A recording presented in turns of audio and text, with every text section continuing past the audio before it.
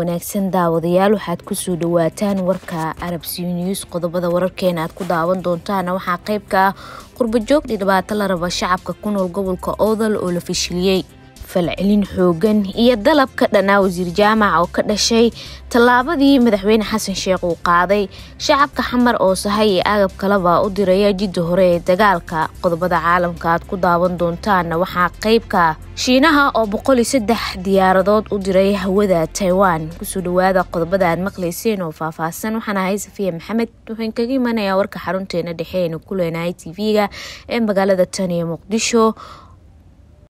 waa maalinimo talaada taariikhduna ay ku beegan tahay 19 bisha 9 sanada 2023 aan ku bilaabay maalmihii u dambeeyay waxa baraha bulshada lagu baahiyay warar sheegaya in qaar ka mid ah qurbo joogta gobolka Awdal ee aaminsan fikirka midnimada Soomaaliya ay wadaan shirar lid ku ah Somaliland shirarkaasi oo qaarkood ay ka dhaceen dalka Canada ayaa waxa ka wada xubno dibadeed wareeg ah kuwaasi oo xulfo la kooxaha wanti ay dhibaatada ka wada magaalada Laascaanood gudoomiye ku-xigeenka labaad ee golaha wakiilada Somaliland Cali Xamuud Jibriil oo ka hadlay ayaa sheegay in shirka ay dibadda ku qabteen qurbo joog aaminsan midnimada Soomaaliya aanan ahayn wax cusub balse ay horeba u dhici jireen sida daraadeedna aanay wax saameyn ku lahayn shacabka reer Somaliland ee ku nool gobolka Awdal gudoomiye Cali Xamuud waxa uu sheegay in reer Awdal mar walba ay ka mid yihiin Somaliland oo iyagu ay dhiseen sida daraadeedna aanay wax saameyn ku lahayn aragtida dadka dibad wareegahi waa qolashka dibad wareego markii koowaad ma aha markii labaad ma aha awal baa u dhashtay beelahaas iska wareegtaa saameyn taban ama tutogan midna gobolka Awdal ee ka soo jeedo kuma laha laakiin malaha idinka aad u jecel oo buunbuuniya annaga maqalkaaga saariga iyo maqala iyo dad suuq ka maqlay inta buunbuunisa ee Soomaaliland aad uga soo horjeeda ayaa ka maqlaa Awdal waa part and parcel of Somaliland oo si kastaba dadka reer Awdal Somaliland bay dhisteen oo leeyihiin marka uma arko waxa aad ka sheekeysaan idinka aad u jecel madaxweynaha Jamhuuriyadda Federaalka Soomaaliya Xasan Sheekh Maxamuud ayaa shalay xeer madaxweyne uu magacaabay sareeyo guutamada Nuur Sheekh Taliya inuu noqdo taliye ku-xigeenka ciidanka xoogga dalka Soomaaliyeed sidoo kalena madaxweynaha ayaa darajada gaashaan la sare u dalacsiyay Dayax Cabdi Cabdulle wuxuuna u magacaabay taliyaha ciidanka dhulka ee ciidanka xoogga dalka Soomaaliyeed haddaba qaar ka mid ah shacabka ayaa ka falceliyay tallaabada uu qaaday madaxweynaha iyagoo ku wajahaya bogga Filla Soomaaliya ee Facebook ee qoraalka la soo dhigay waxaana qaarkood ay dalbadeen in sidoo kale xilka laga qaado wasiirka difaaca Cabdiqaadir Maxamed Nuur Jaamac Maxamed Cabdullaahi Kooshin ayaa yiri madaxweyne xilku waa meerto balse damiir meerta ma ahan muraadkii ka dhacay Cusweyne iyo Galcad oo qof kasta oo Soomaali ah og yahay ciida dayacaas mas'uuliyadeeda lahayd hadiiba taliyaha ciidanka guutada lugta Axmed Aadan kaliya xilka looga qaaday nasiib ayaan baleenahay hadii aysan oran kareynin shuutaha loo geeyo oo aan dusha hala saarto khiyaano qaran iyo dambiye kale arintaasi madaxweynaha abaal baan kaga haynaa ilaa masaakiin baa miiska loo fuul lahaa taariikhda hoos ay u qori lahayd ayuu yiri dadyo kala duwan ayaa siyaabo kala duwan uga falceliyay Maxamed Cali Caraye oo ah nin falaqaya arrimaha siyaasadda Soomaaliya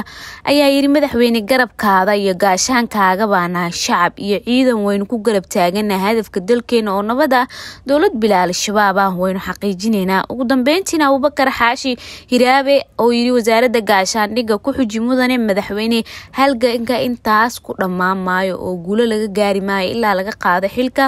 wasiirka gaashaandhigga Soomaaliya taliska ciidanka xoogga dalka ayaa sahay loogu aruuriyay shacabka Muqdisho u diray ciidamada howlgallada ka wada gobolada dhexe iyo deegaanadii u dambeeyay ee laga saaray maleeshiyaadka Al-Shabaab guddiga gurmadka iyo taakulaynta ciidanka ee maamulka gobolka Banaadir ayaa gelinkii dambe ee Isniinta taliska ciidanka xoogga dalka ku wareejiyay raashin iyo agab kale loogu talagalay ciidamo isla markaana laga soo aruuriyay madaxa maamulka gobolka Banaadir iyo bulshada ku dhaqan magaalada Muqdisho raashin raashinkan iyo agabka kale oo loogu talagalay ciidamada ayaa lagu raray qaar kamid ah gaadiidka xamuulka ee ciidamada si ay u geeyaan furmaha hore ee ciidamada ay ku sugan yihiin iyo deegaanada maalmihii u dambeeyay laga saaray al-shabaab. gudoomiye ku-xigeenka amniga iyo siyaasadda ahna gudoomiyaha guddiga gurmadka iyo taakuleynta ciidanka ee maamulka gobolka Banaadir Maxamed Axmed Diiriye Yabo ayaa sheegay in shabaab looga adkaan karo iskaashi iyo isku duubni. gudoomiye Yabo ayaa ku baaqay hal dhinac ee laga noqdo dagaalka al-shabaab lagula jiro haddii aysan taas dhicin ee abid laga adkaan doonin shabaab. Yabo ayaa dadka reer Muqdisho ugu baaqay dadweynaha gobolka Banaadir wuxuuna u baaqayaa inay marada dhexda ku xirtaan oo har iyo habeen ay u taagnaadaan sidii loo garab istaagi lahaa ciidamada dagaalamaya. Yabo ayaa sheegay in taakulada ay ku wareejiyeen taliska militariga ay ku muujinayaan sidii ay u garab taagan yihiin ciidamada ku sugan aaga dagaalka. taliyaha hogaanka saadka iyo taakuleynta ciidanka xooga dalka Generaal Dhexe Sharmaarke Cali Afrax ayaa dhankiisa sheegay in inta askarta dadkaasi daba taagan yihiin aan mar walba ka waaban doonin al-shabaab.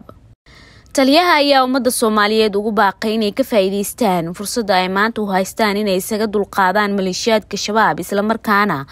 aanay taakuleynta ciidanka ku eegin bulshada reer Muqdisho oo qura oo doorkooduna ay ka qaataan. gaadiidka lagu raray taakuleynta ciidamada ayaa saacadihii la soo dhaafay ka ambabaxay magaalada Muqdisho iyagoo ku sii jeeda deegaanada Hirshabelle iyo Galgaduud. la dagaalamaysa khawaarijta hadalka ku dheeramaayo wixii hadal ahay madaxdeena soo koobtay aniga waxa kaliya aan rabaa halkan inaan ka muujiyo mahadcelin aan u fidinayo marka koobaad gobolka Banaadir oo had iyo jeer nala garab taagan taakuleyn ciidankeena oo aad ugu baahan yahay bulshada dib ugu laabtaan abaabul bay sameeyeen heer waxa aan maraynaa maantayto degmooyinkii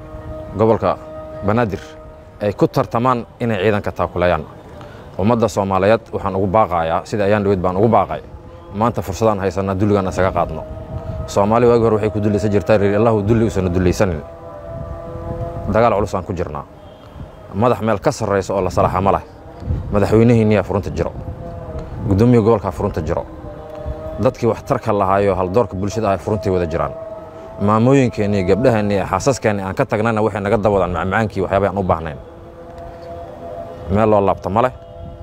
dagaalkan waanu ka simannahay sidaan hore idinkugu sheegay waa idin mahadcelinayaa abaabulkii wax walba wadaan gobolka Banaadir waxaan soo jeedinayaa gobolka Banaadir sidoo isku abaabulay oo ciidamadu u dabal taagan yahay gobolka kaliya wadankan ka dhisan maahan gobolada kale intii karaamkooda intii tabartooda meesha ay gaari karaan galaas biyo Allah ka dhigay inay ciidamada la gaaraan. waxaan idin cadeynayaa in ciidankii maanta ay maskax ahaan iyo niyad ahaanba uu isbedelay markii uu ogaaday in gabadha yarta uu ka soo tagay in hooyada uu ka soo tagay ay furunta la joogto. waa mahadsantihiin kun iyo kow jeer anaa ku hadlaya taliska ciidamada xooga dalka taliyaha saadka waa idin mahadcelinayaa alaabtaan haddaan geyno waa bilow markii waxaa dhamaadka toddobaadkii tegay maxkamadda ciidamada ee Muqdisho ka soo muuqday nin sida ay ciidamada ammaanka sheegeen alaab waday al-shabaab. waxaa lagu eedeeyay inuu jilib ka soo abaabulay wax uu muuqaal bustayaal ah inuu waday galhareeri si ay u dagaalamaan al-shabaab ay u adeegsadaan. qalabkan ayaa ah bustayaal ka samaysan marada macadka aluminiumka kuwaas oo loo adeegsado siyaabo kala duwan. qareenka Jamaal Yaasiin Xasan ayaa ku doodayay inuu agabka yahay mid ganacsi ahaan la heli karo suuqyada wuxuuna sheegay in dawladda aysan wax dambi ah ku haysan eedeysanaha. qalabkan oo ay horey u adeegsadeen Taliban ayay dadka qaar isweydiinayaan waxa uu ka caawinayo kooxda al-shabaab. qalabkan sida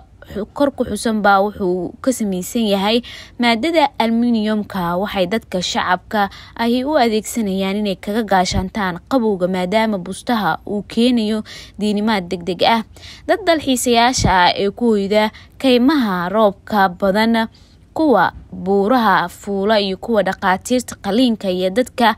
bixiya adeegyada caafimaadka ee degdeg ah ayaa adeegsada. balse waxaa laga yaabaa xitaa dadka aysan hadda ugu horeyn ee yaqaan qalabkan inay isweydiinayaan sidee al-shabaab u adeegsan karaan bustahan. waxaa jira qaab araga loo adeegsado xilliga habeenkii ah iyo meelaha mugdiga ah oo badanaa ay isticmaalaan ciidamada iyo diyaaradaha duuliyaha lahayn ee howlgallada fuliya habeenkii. okiyaalaha ay habeenkii xirtaan ciidamada howlgallada fuliyay sidoo kale diyaaradaha aan duuliyaha lahayn ayaa waxaa ku xiran qalab yiraahdo thermos kaas qalabkan ayaa aqrinaya xirada jaarka wuxuuna bixinayaa muuqaal ku saleysan heerka ka baxa jirka xayawaanka iyo dadka xitaa haddii uu darbi ka sokeeyo amaba goobtu mugdi tahay. haddaba bustaha ka samaysan aluminiumka ayaa dhifinaya amaba qarinaya xaraarada kasoo baxaysa jirka dadka waxayna taasi keenaysaa in qalabka aragga ee mugdiga ah amaba dadkaasi la ogaado. sanadihii ugu dambeeyay ayaa marka kasii dambeysa la hormarinayay farsamo ahaan qalabkaas laakiin weli mushkilada haysato waa inaysan qabin karin waxyaabaha dib u soo celiya iftiinka iyo waxyaabaha aadka u fiya kuwaas oo aysan qiyaasi karin kuleylka kasoo baxa.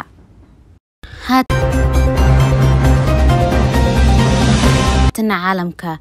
Shiinaha ayaa u diray Taiwan hawadeeda ilaa 103 kamid ah diyaaradaha dagaalka intii u dhaxeysay subaxnimadii Axadda ilaa subaxnimadii Isniinta sida ay sheegtay wasaaradda difaaca ee Taiwan. wasaaradda ayaa Isniintii u soo jeedisay Shiinaha inuu joojiyo tallaabooyinka halka dhinac ka socda ee keeni kara burburka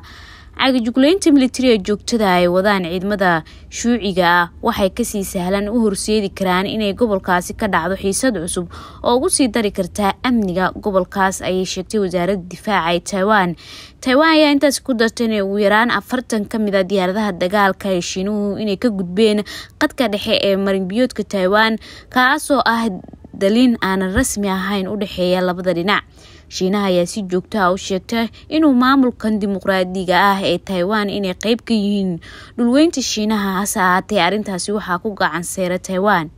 waatiin daawadayaal intaas ayaynu kusoo gabagabeynaynaa warkii aad kala socoteen Arabsi News tan intaanu ku kulmayno warkankiisa xiga sida iyo ammaan Allah.